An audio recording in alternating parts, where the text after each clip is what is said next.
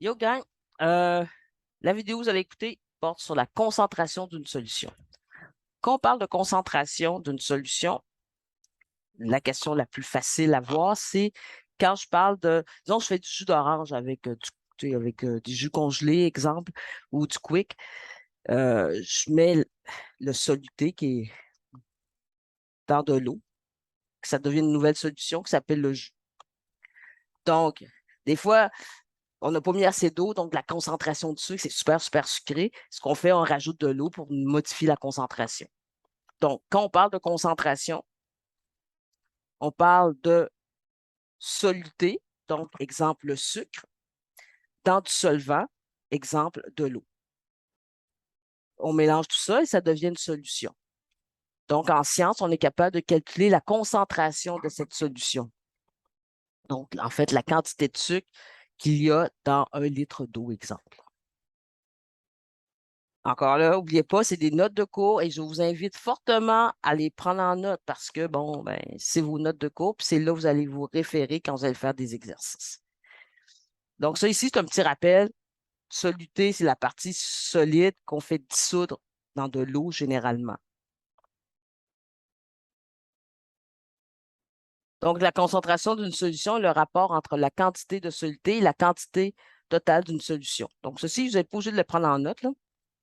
On trouve ce rapport en faisant la division entre la masse de la soluté et le volume ou la masse de la solution, dépendamment des situations. La concentration s'exprime de 3 façons différentes. En grammes par litre, en pourcentage et en ppm. ppm, c'est partie par million. Donc, quand le soluté est très, très petit dans une grande solution, grande quantité d'eau, en fait, on utilise cette façon de calculer. Donc, on va voir les 3 types de concentration. On va commencer par la concentration en grammes par litre et je vous inviterai à le prendre en note. Donc, la formule générale pour calculer la concentration en grammes par litre est la suivante. Donc, C pour concentration, M pour la masse du soluté qui est exprimée en grammes et le volume, lui, est exprimé en litres. Donc, C, ça représente la concentration en grammes par litre. Donc, la masse du soluté est représentée en masse, en grammes, et le volume de la solution est représenté en litres.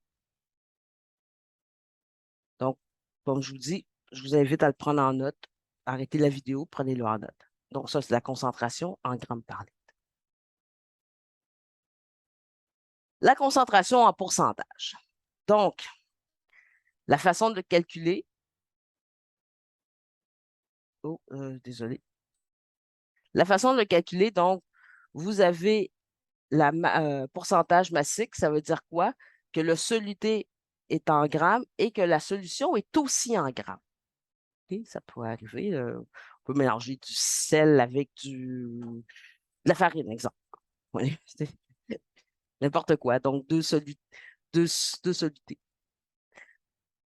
Puis la solution aussi, on la. Ouais, ça. Donc, fois 100. Donc, la réponse est en pourcentage. Pourcentage volumique. Donc, le soluté est en millilitres.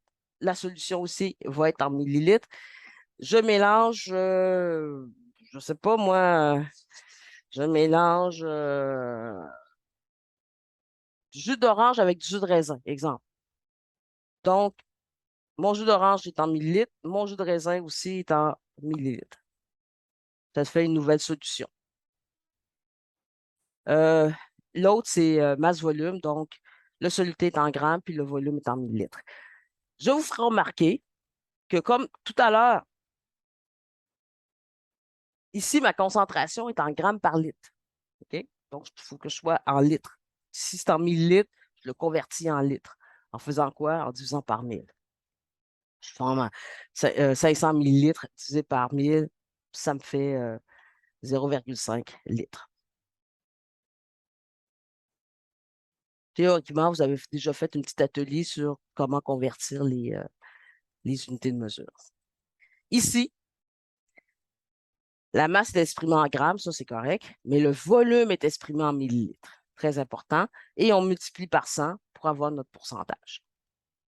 Encore là, arrêtez la vidéo pour le prendre en note. Et le dernier, ppm, partie par million,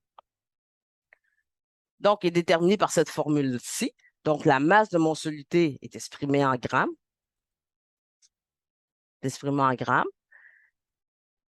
La masse de la solution est exprimée en grammes aussi. Comment on fait? 1 millilitre d'eau, donc 1 millilitre de notre solution, pèse 1 gramme. Donc, si j'ai 50 millilitres, ben, j'ai 50 grammes.